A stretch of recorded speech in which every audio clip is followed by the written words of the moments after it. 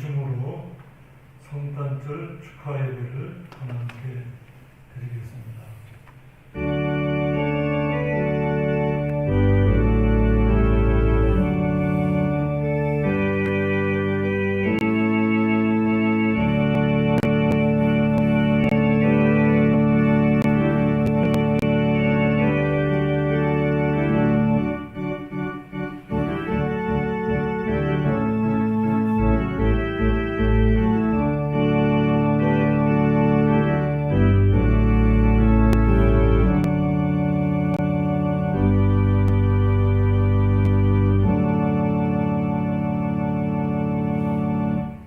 천사가 이르되 무서워하지 말라.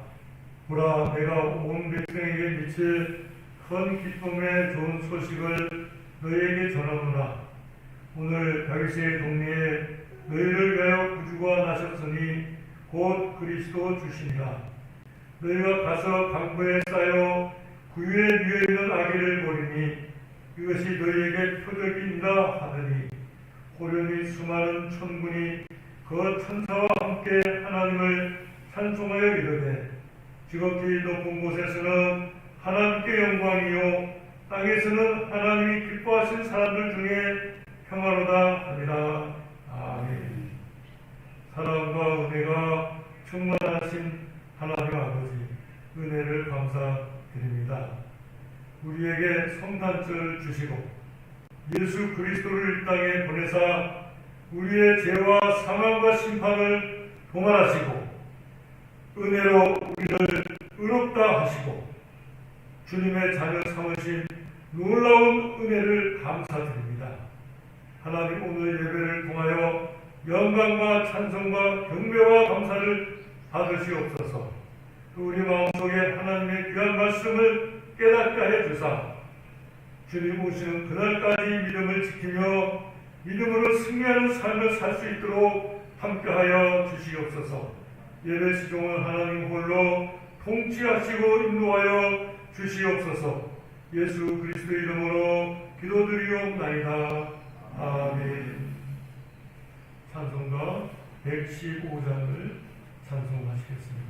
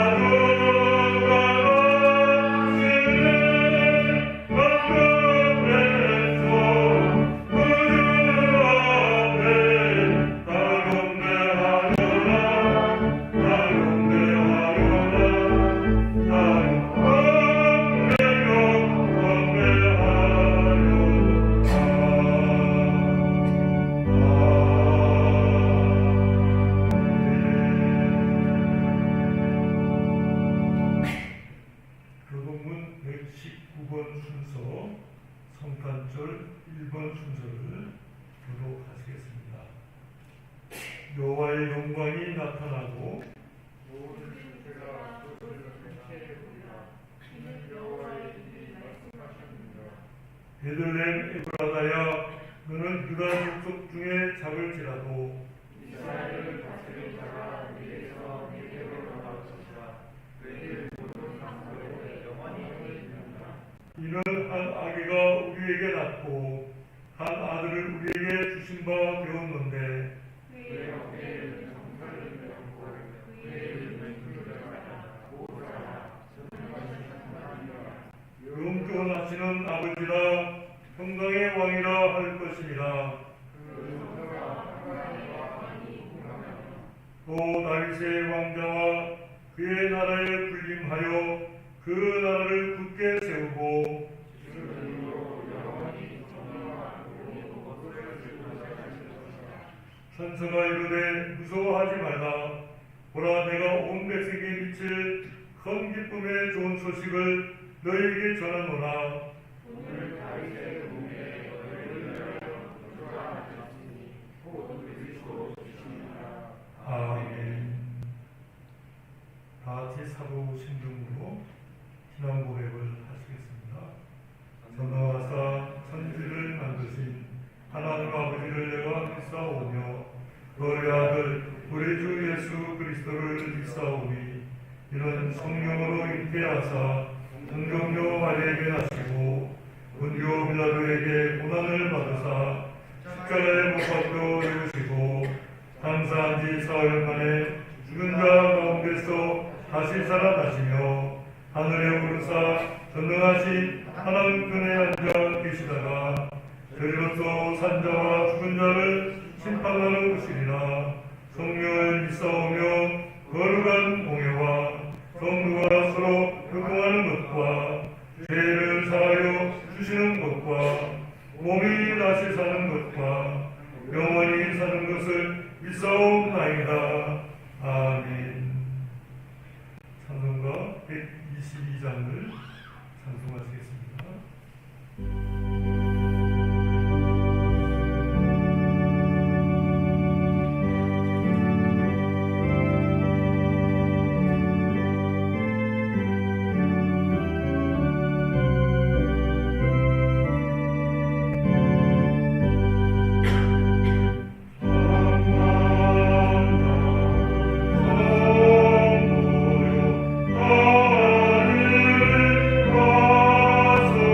내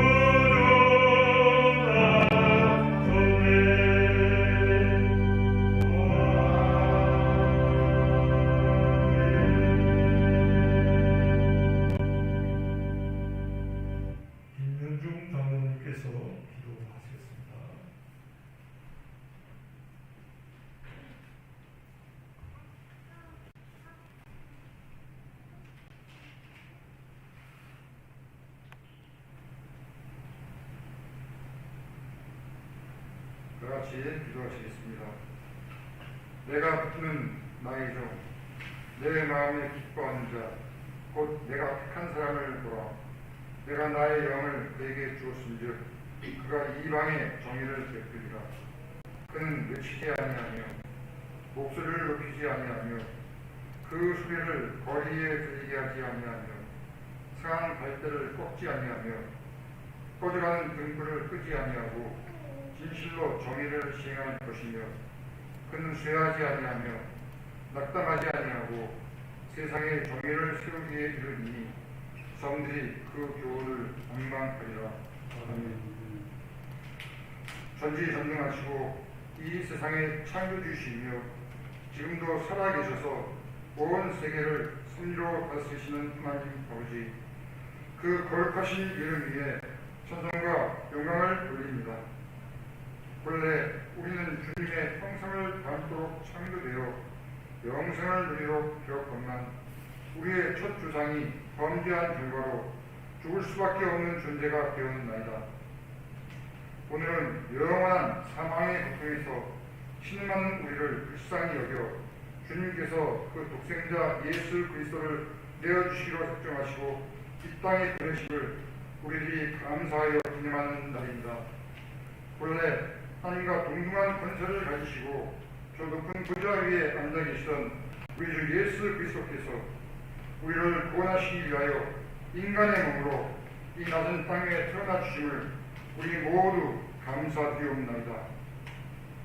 말씀이 육신이 되어 이 땅에 오시니 하나님의 우리를 향한 구원 역사의 시작이요 이 사실을 믿는 것이 우리의 믿음의 시작임을 고백합니다. 예수님 이 땅에 오신 이 기쁜 날, 이 기쁨과 감사함을 우리의 모든 이웃들과 나누는 날이 되게 하여 주시옵소서. 비록 코로나 바이러스가 창궐하여 우리의 예배를 방해할지라도 우리의 믿음은 변치 않고 주님을 바라보며 묵묵히 성도의 길을 걸어가게 하여 주시옵소서. 비대면 예배라는 생소한 경험을 하게 되었지만 하나님 아버지께서는 저희들의 예배를 기쁘게 받아주실 것을 믿어 의심치 않습니다. 우리의 온 마음과 정성을 다하여 예배를 드리게 하여 주시옵소서. 우리의 예배가 곧 회복되고 함께 모여서 기도할 수 있는 날을 위하여 주님께 간구하는 우리들이 되게 하여 주시옵소서. 간절히 원하옵나이다. 하나님 아버지, 이곳에 한라산 교회를 세우도록 허락하시고 한임 목사님을 보내주시고 직분자들을 세워주시며 성도들을 모아주셔서 주님의 귀한 몸된 교회로 성장시켜 주시니 감사합니다. 우리 모든 말씀으로 무장하여 주님의 지상명령인 땅끝까지 이르러 복음을 전하는 사명을 다하게 하여 주시옵소서. 우리의 자녀들에게 말씀을 가르친 일에 게으르지 않게 하여 주시옵시고 우리 이웃들과 말씀이 미치지 아니한 곳에 말씀을 전하는 전도와 선교의 사역에 전심을 다하는 교회가 되게 하여 주시옵소서. 이 자리에 함께하지 못한 우리 형제 자매들 가운데 성령 하나님 역사하셔서 주님을 경배하는 찬양의 소리가 하나가 되어 우리 주님 영광을 드러내며 주님을 흡족해 하는 예배가 되게 하여 주시옵소서. 온라인으로 함께하는 이 시간 큰 은혜가 우리 가운데 임하게 하여 주시옵소서. 우리 주 예수 그리스도의 이름으로 감사하며 기도하옵나이다. 아멘.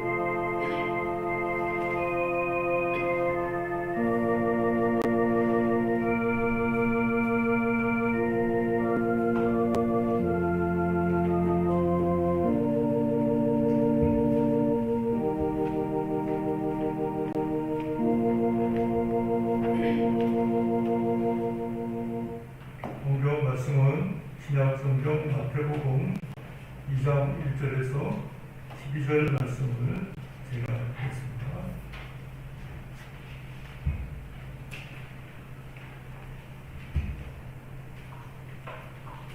헤로다 때에 예수께서 유대 베들레헴에서 나시매 공방으로부터 박사들이 예루살렘에 이르러 말하되 유대인의 왕으로 나신 이가 어디 계시나? 우리가 동방에서 그의 별을 보고 그에게 경배하러 왔노라 하니 헤롯 왕과 온 예루살렘이 듣고 소동하니라. 왕이 모든 대제사장과 백성의 서기관들을 모아 그리스도가 어디서 나겠느냐 물으니 이르되 유대 베들레헴 이오니 이는 선자로 이렇게 기록된 바 또 유대 땅 베들레헴아 너는 유대 볼 중에서 가장 작지 아니하도다. 내게서 한 다스리는 자가 나와서 내 백성 이스라엘의 목자가 되리라 하였음이니이다. 이에 헤롯이 가만히 박사들을 불러 별이 나타난 때를 자세히 묻고 베들레헴으로 보내며 이르되 가서 아기에 대하여 자세히 알아보고 찾거든 내게 보아요 나도 가서 그에게 경배하게 하라. 박사들이 왕의 말을 듣고 갈새 동방에서 보던 그 별이 문득 앞서 인도하여 가다가 아기 있는 곳 위에 머물러 서 있는지라. 그들이 별을 보고 매우 크게 기뻐하더라. 집에 들어가 아기와 그의 어머니 마리아가 함께 있는 것을 보고 엎드려 아기께 경배하고 보배함을 열어 황금과 유향과 모략을 예물로 드린다. 그들은 꿈에 헤롯에게로 돌아가지 말라 지시하심을 받아 다른 길로 고국에 돌아가니라. 아멘. 기도하겠습니다. 하나님 아버지, 이 시간 주님의 귀한 말씀을 나눌 때 성령께서 저희들의 마음을 감화 감동하여 주시고 말씀을 밝게 깨닫게 하여 주사 우리의 신앙이 하나님 말씀 위에 굳게 서는 신앙이 되게 하여 주시옵소서. 예수 그리스도의 이름으로 기도드리옵나이다. 아멘. 동방 박사들의 경배 제목으로 잠시 말씀을 나누겠습니다. 첫째, 동방 박사들이 찾아온 행동의 의의가 이번에 민수기 24장 17절에 보면 모압 발락이 발람 선지자 발람은 이제 선지자지만은 거짓 선지자고 박수무당이에요. 그런데 이 발람을 데려다가 이스라엘을 저주하도록 청탁을 해요. 그리고 내가는 보아와 무기와 영화를 보장해 주겠다 이렇게 약속합니다. 발람이 모압과 발락의 초청을 받아서 가고자 할 때 하나님께서 가지 못하도록 제지해요. 그럼에도 불구하고 발락이 자꾸 가려고 하니까 하나님이 허락을 하시죠. 그리고 발람이 이스라엘을 저주하도록 하는 그 요청을 발락 왕이 하는데 하나님께서 영적 권세로 발락을 제압을 해요. 그래가지고 발락이 하고 싶은 말을 못하고 하나님이 넣어준 말을 예언하게 돼요. 그 예언의 핵심이 민수기 24장 17절 말씀입니다. 한번 찾아보겠습니다. 구약성경 민수기 24장 17절 말씀. 구약성경 238페이지입니다. 내가 그를 보아도 이때 일이 아니며 내가 그를 바라보아도 가까운 일이 아니로다. 한 별이 야곱에게서 나오며 한 규가 이스라엘에게서 일어나서 모압을 이쪽에서 저쪽까지 쳐서 무찌르고 또 셋의 자식들을 다 멸하리로다. 그 이제 우리 야곱의 한 별이 야곱에게서 나온다 하는 말씀 나와요. 그런데 이 말씀에 대해서 동방 박사들이 해석하기를 유대인의 왕으로 나십니까? 어디 계신가?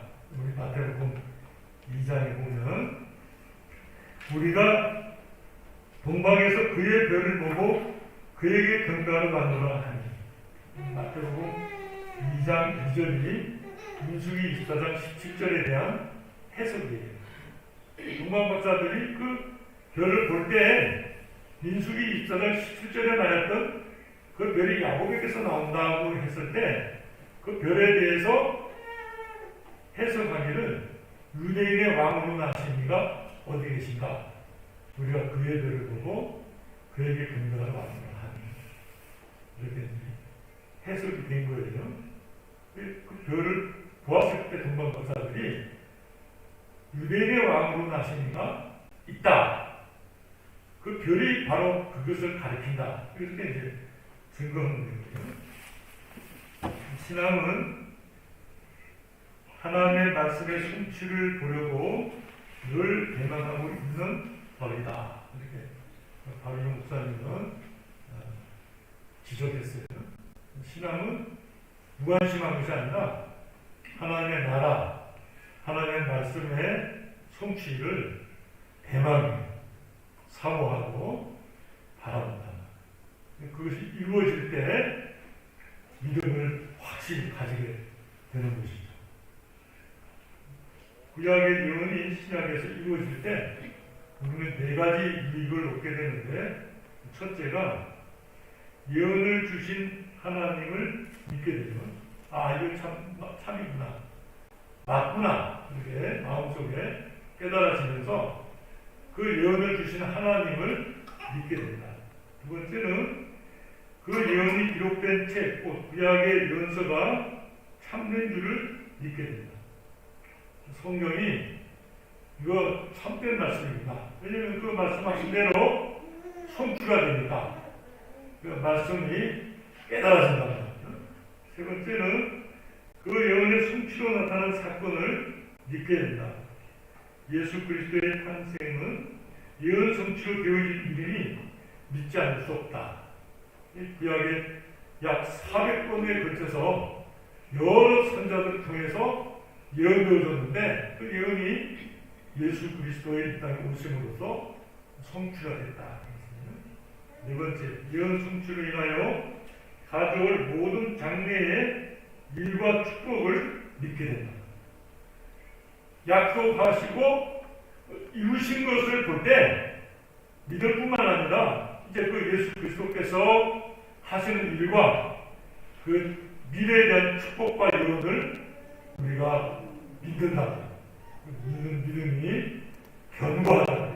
성경의 기초를 두고서 믿음을 가지게 된다.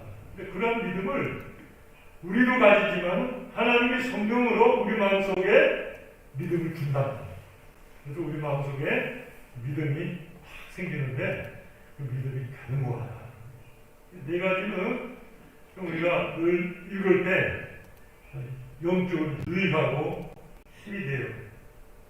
누가복음 2장 25절 36절에 보면 나이가 많은 시몬과 안나가 예수 그리스도의 오심을 대망하고 늘 기도에 힘써요. 그러다가 성령의 지시하심을 받아 예수께서 성전에 들어와서 결례를 행할 때에 목격하게 되고 하나님께 영광을 찬양하고 미래에 대해서 예언하는 내용이 나와요. 그것과 같이 시몬과 안나도 하나님의 말씀이 이루어지는 것을 사모했다. 나다나엘도 무화과 나무 밑에서 메시아가 오시기를 기도했거든요. 예수님을 만났을 때 예수님께서 참 이스라엘 사람이다. 어떻게 저를 아십니까? 내가 무화과 나무 아래 있을 때 봤다. 무화과 나무 아래서 그가 하나님 앞에 기도했는데 그것을 예수님이 보았다고 하시니까 나다나엘이 주는 하나님이십니다. 고백하고 주님을 쫓았다. 이렇게 나오거든요. 그 이제 예수 그리스도께서 그 이루시는 그 대망, 약속하신 것을 대망하는 성도들의 공통점이 약속이 성취된 것을 볼 때 믿음이 팍 생긴다. 믿고 쫓았다. 두 번째는 그들이 유대에까지 찾아온 것은 신학적 모험인 까닭이다. 동방 목사들이 찾아온 행동의 의의 두 번째가 유대에까지 찾아왔다. 동방에서 유대까지가 뭐 짧게는 한 1000km, 많게는 한 3000km도 가요. 동방의 어딘지는 이제 모르지만은 일반적으로 이제 한 1000km 정도 잡습니다. 근데 그 옛날에는 뭐 밤에만 별 보고 가는 길이니까 낮에는 자고 시간이 많이 걸렸을 것이라고 생각해요.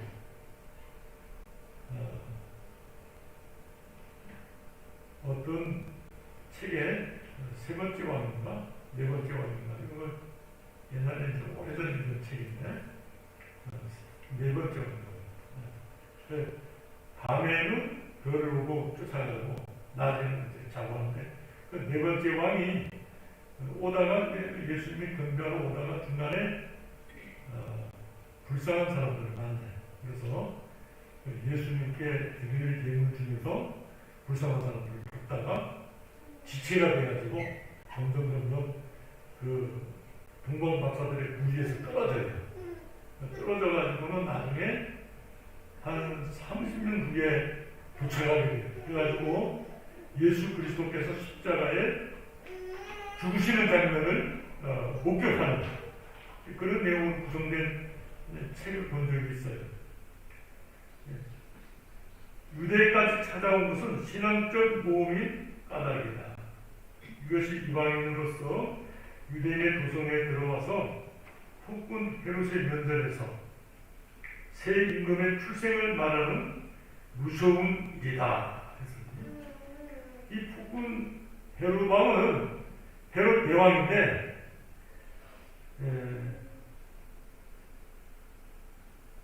에돔 사람이에요.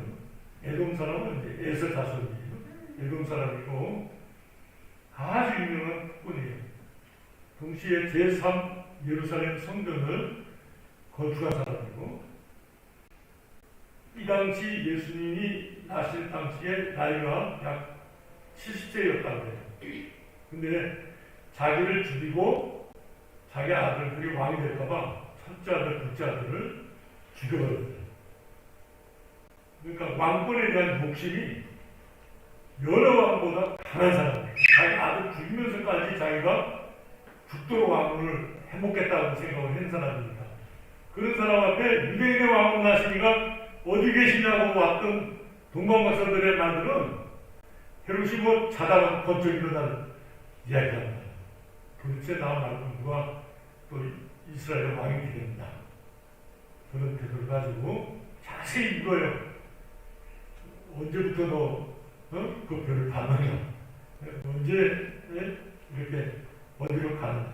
또 불교 지도자들이 물었더니 베들레헴 에브라다에서 장차 메시아가 나겠다고 예언했다. 이가 5장 2절에 700년 전에 예언된 말씀을 근거로 들을 자세히 묻고 만약 발견하면 나에게 와서 봐라. 내가 가서 경배하겠다. 동방 박사들이 유대에서 나와서 예루살렘에서 나와서 별을 보고 예수님께 도착했다. 그런 말씀 나와요. 여기 그들이 가진 확신은 이러한 모험을 두려워하지 않았다. 신앙은 하나님 말씀에 대한 확신 없이 다니거나 세상 사람과 타협하는 것이 아니다. 신앙을 가진 사람은 예수 그리스도를 왕으로 알고 그의 말씀을 생명보다 귀하게 지켜 나아간다. 신앙과 이 담대함은 비례한다고 말할 수 있겠어요. 하나님 함께 하시니까. 근데 이제 제가 여기 준비해 오다가 오늘 아침에 한 10시쯤에 갑자기 유대인의 왕으로 나시니 어디 계시냐고 말했더니 이 동방 박사들은 유대인이 아니고 이방인들이잖아요.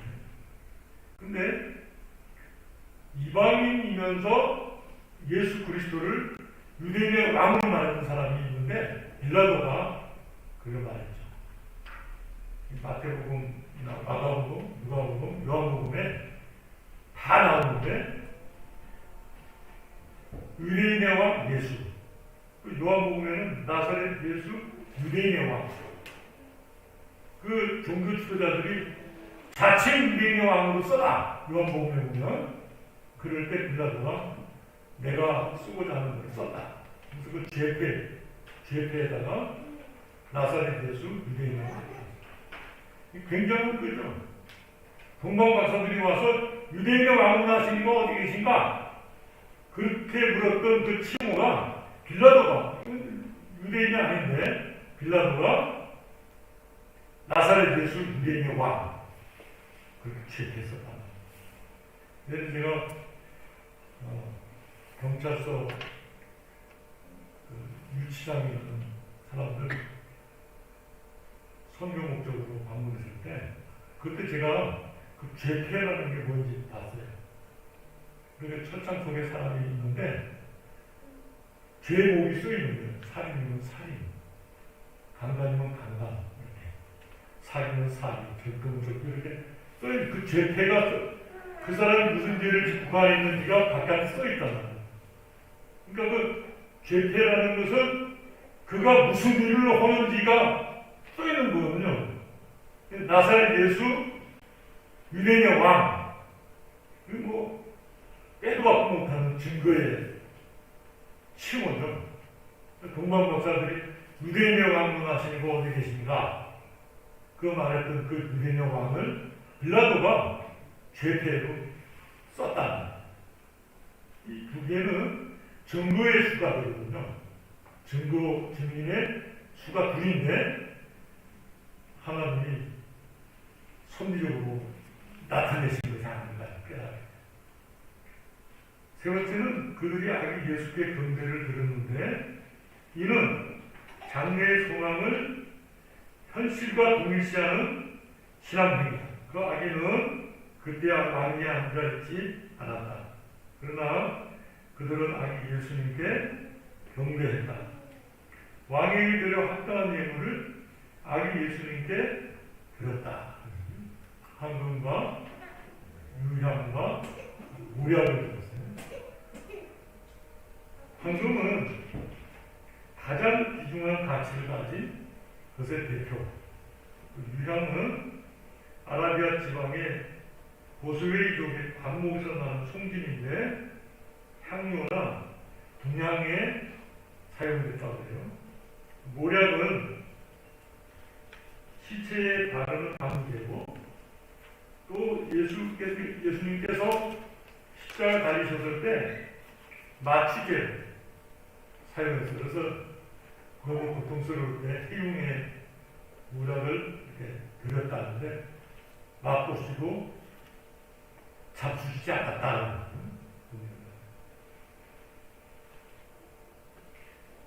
황금은 왕을 상징하고 유향은 제사장을 상징하고 모략은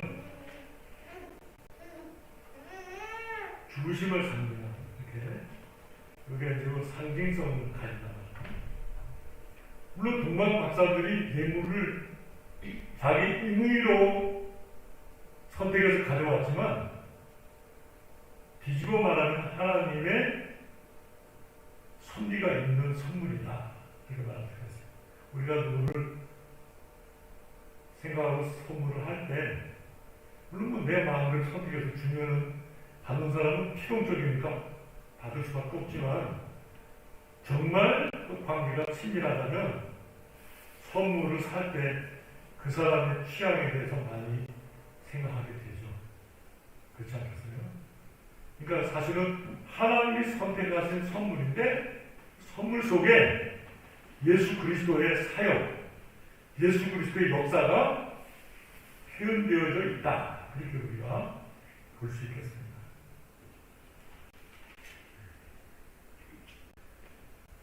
이것은 예수님께 대한 무조건 순종을 의미하는 행위다. 이렇게 말할 수 있겠습니다. 엎드려 경배한다는 것은 이렇게 쫙 뻗는 것을 말해 머리부터 발끝까지 바닥에 대는 것이 경배예요.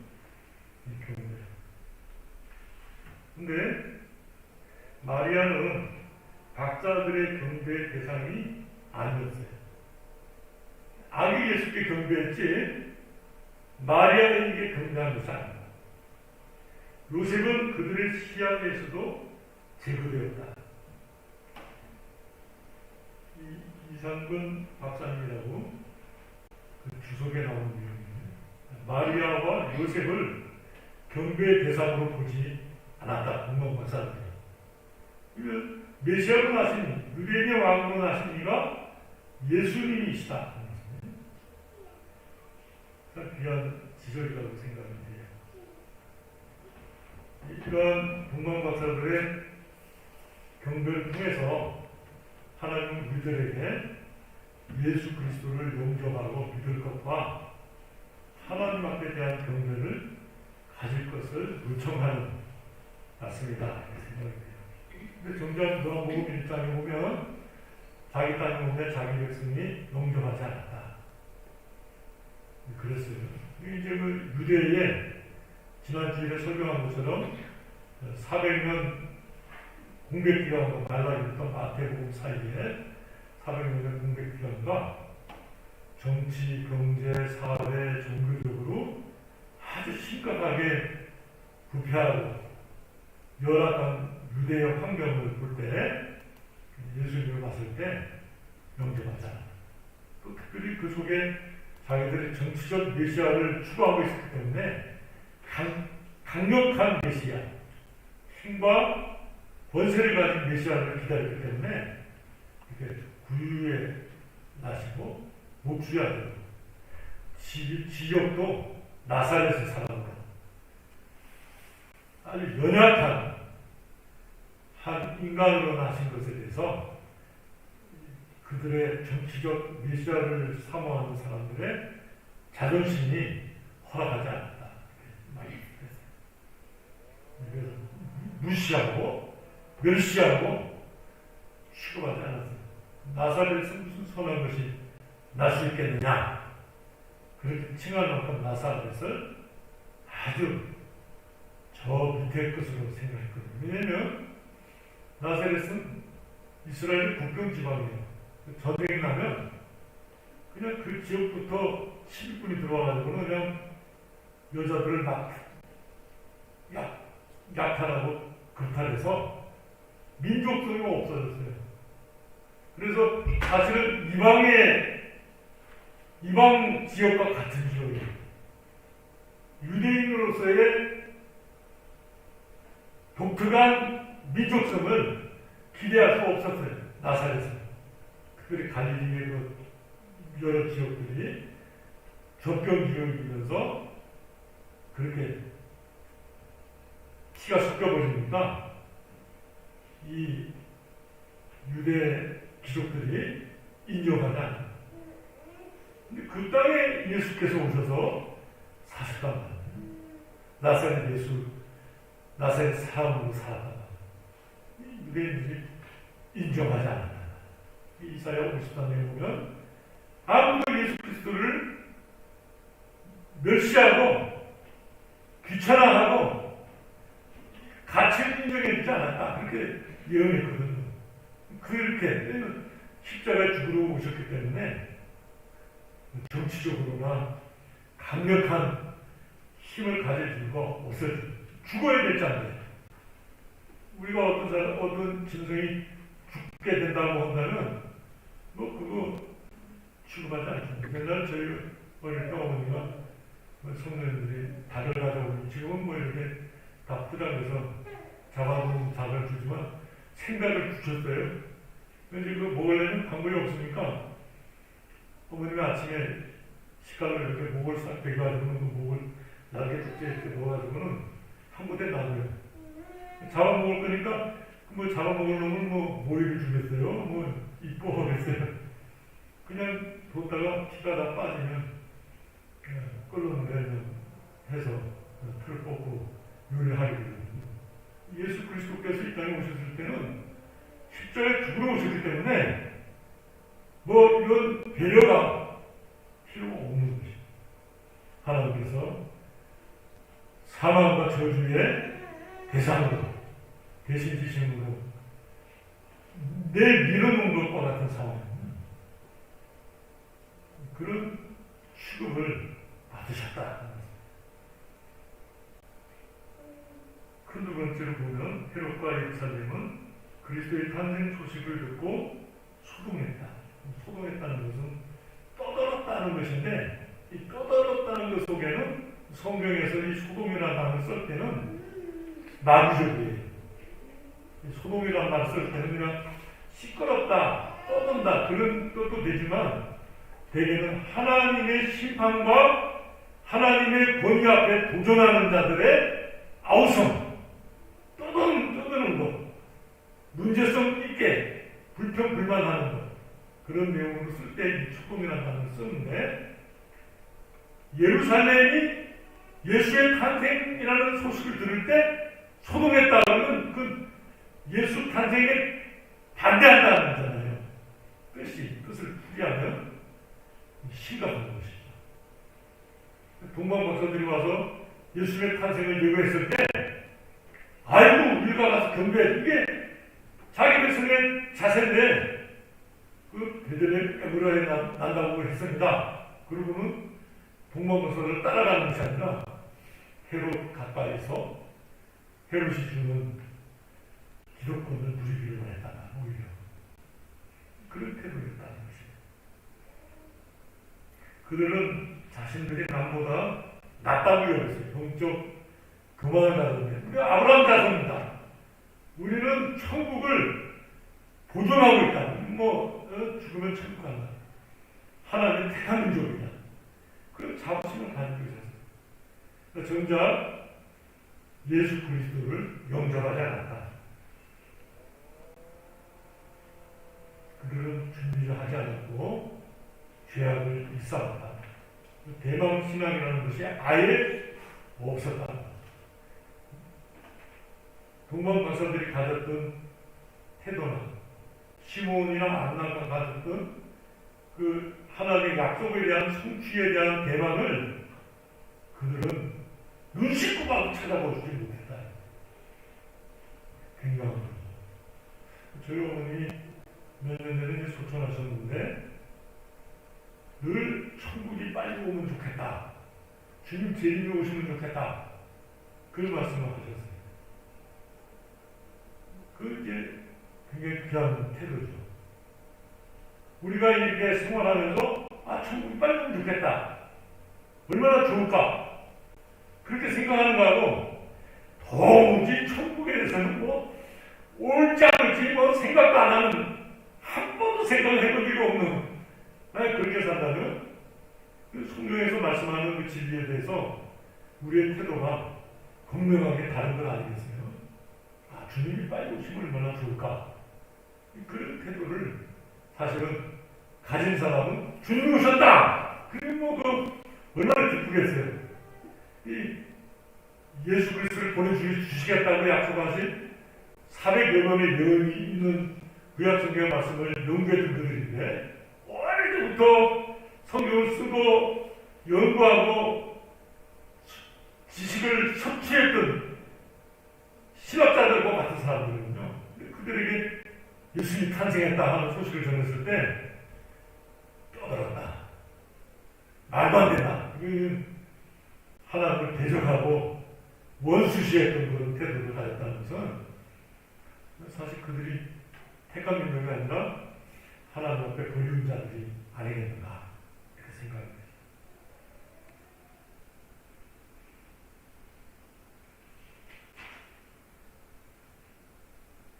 누가복음 19장을 보면은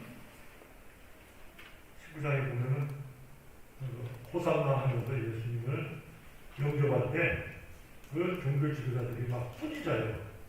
그럴 때 예수님은 만약 저들이 외치지 않으면 돌들이 소리를 지르리라, 그런 말씀을 해요. 여기 유대인들이 자기 백성이 영접지 않으니까 하나님께서 동방박사들을 끌어다가 예수 그리스도를 증거하는 거예요. 만약 그렇게도 못하게 한다면 돌들이 자연 만물이 가만히 있지 않는 것이다. 왜냐면요, 예수 그리스도에 오셔서 구속을 완성하시는 것이 우리의 구원을 주시는 것도 되지만 동시에 자연 만물이 아담 창조시와 같이 회복되는 거거든요. 그러니까 이 자연 만물이 회복되는 일에 있어서 우리가 앞서서 하나님 앞에 영광을 누리지 않는다면 자연 만물이 가만히 있겠느냐. 그런 표현, 시적 표현이지만 사실은 영적 깊은 뜻이 포함되어 있는 것입니다. 그 포도원 비유에서 보면 그 소출을 얻고자 종들을 보냈는데 저들이 때리고 핍박하고 죽이고 그러니까 마지막에 내 아들을 보내면 저들이 들으리자 하고 보냈더니 나는 상습자니까 죽여버리자. 그래서 포도원 밖으로 나가서 죽여버리거든요. 그런 자들이 누구냐면 종교 지도자들, 유대인들, 이 지금 헤로도와 같이 있던 대제사장들이나 서기관이나 바리새인들이거든요. 그런 태도가 하나님 앞에 옳지 않았다.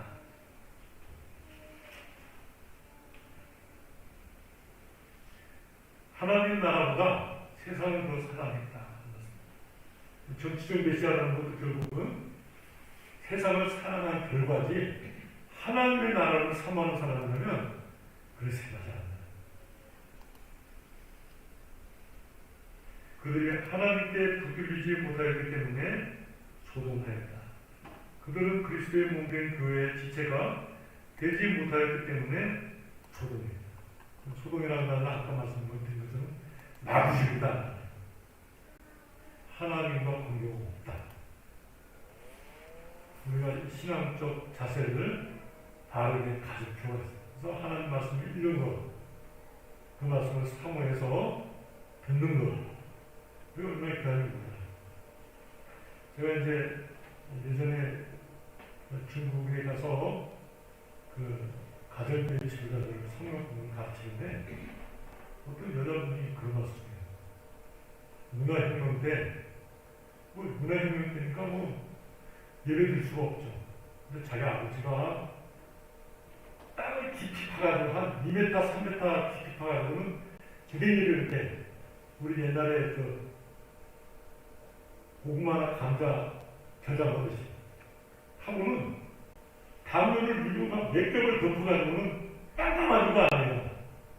그 안에서 문화혁명이 지날 때까지 그 몇 년 동안 계속해서 가정예배를 드렸다는 거예요. 굉장하죠.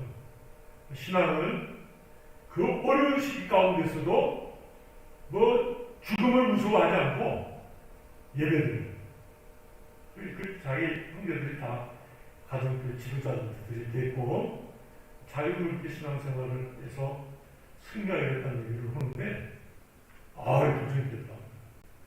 우리 어떤 코로나나 여러 가지 사회적인 어떤 규칙이 있어서 우리가 지키긴 해야 되겠지만은 하나님께 대한 사모, 하나님 앞에 예배드리면서 영광을 해야 될 그 책임, 하나님 주실 영적인 은혜, 그걸 사모하는 사람으로서는 생명이 맹수가 내려와서 그 골짜기에 지키더라도 사슬이 시는 분을 사모하는 것처럼 사모하는 것이 정상이다. 하나님께서 그 맹수들을 멸하시고 생수를 우리에게 주시는 거예요. 사망의 뭉침한 골짜기로 다녀도 주께서 우리와 함께 하시겠다. 최고의 하나님의 은혜를 우리에게 주시는 것이거든요. 미리 그 전에 검사를 해가지고 나아가네. 그러면 안 하는 것으로 그치는 게 아니라 소동하는 자식들의 종들이 되어버리는 거예요. 오히려 영적으로 싸우기 전에 지는 자가 되는 거예요.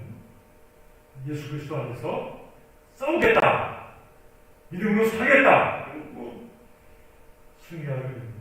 하나님께서 연단을 통해서 주시는 깊은 은혜의 말씀을 깨닫게 하시고 충만하게 하신다, 이렇게 생각합니다. 세 번째로 이사야 61장 1절에서 3절 말씀 보면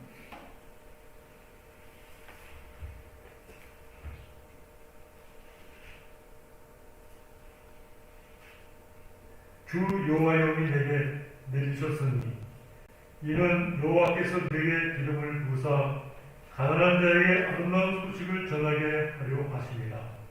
나를 보내사 마음이 상한 자를 고치며 포로된 자에게 자유를, 갇힌 자에게 누임을 선포하며 여호와의 은혜의 해와 우리 하나님의 보복의 날을 선포하여 모든 슬픈 자를 위로하되 무릇 시온에서 슬퍼하는 자에게 화관을 주어 그 죄를 대신하며 기쁨의 기름으로 그 슬픔을 대신하며 찬송의 옷으로 그 근심을 대신하시고 그들이 의의 나무 곧 여호와께서 심으신 그 영광을 나타낼 자라 일컬음을 받게 하려 하십니다.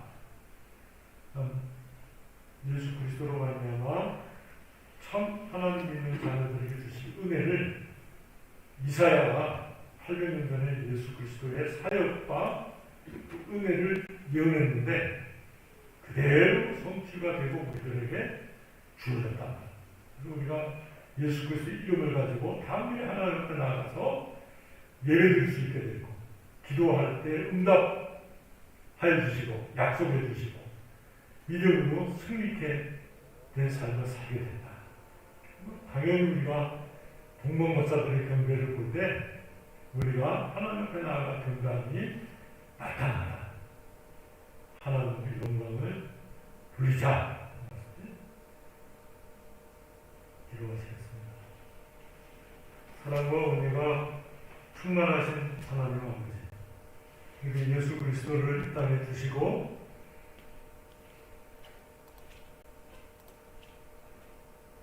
동방 박사들을 불러서 경배케 하시며 그래서 양을 치던 목자들을 불러서 경배케 하사 정의로 삼으시며 하나님이 약속하시고 성취하신 그 놀라운 은혜를 우리에게 밝히 드러내어 깨닫게 하여 주시므로 우리에게 믿음을 주시고 그 순종케 하여 주시면 감사합니다. 하나님 아버지, 이 귀한 성탄절에 예수님 오신의 그 은혜를 우리가 바로 깨닫게 하여 주시고 영접하여 소망을 주님께 두며 하나님의 나라를 기다리는 주님의 귀한 종들이 되도록 함께하여 주시옵소서. 이 고통의 시간들이 우리에게 깊은 연단의 시간이 되게 하시고 주님을 만나는 시간이 되게 해주시고 소망을 이 땅에 두지 아니하고 하나님 나라의 그 귀한 믿음으로 나아갈 수 있도록 은총을 나누어 주시옵소서. 예수 그리스도 이름으로 기도드리옵나이다. 아멘. 찬송가 126장을 찬송하면서 건강을 하시겠습니다.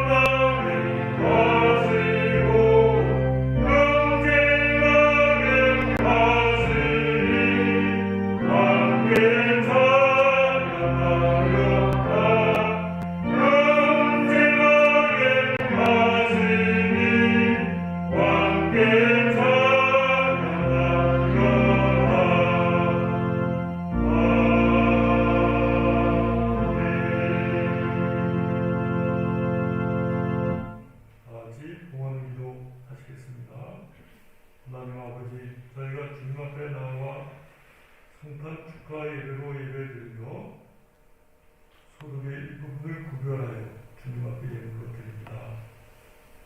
주님께서 예물을 기쁘게 받아주시옵소서.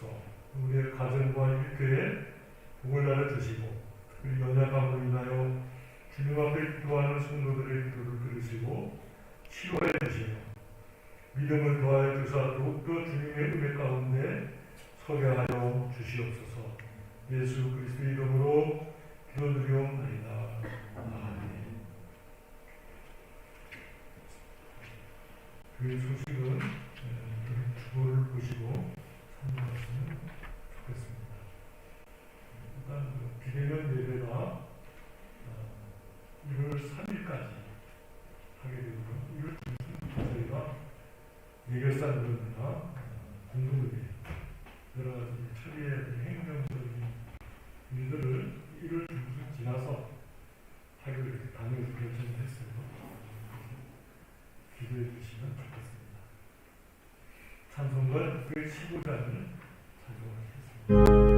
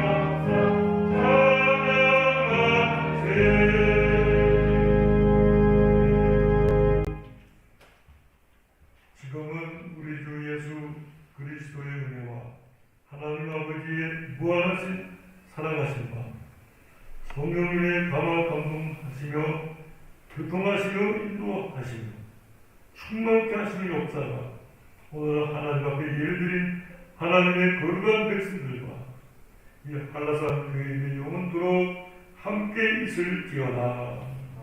아멘.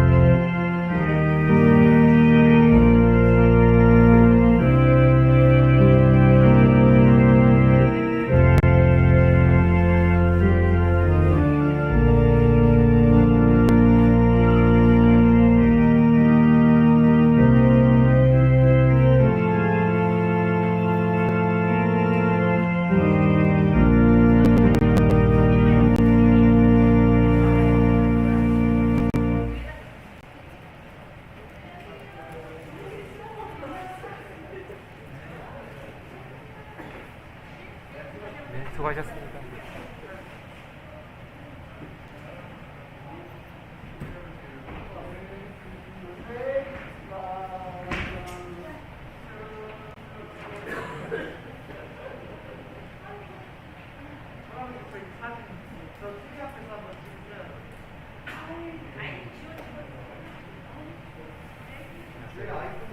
메리 크리스마스.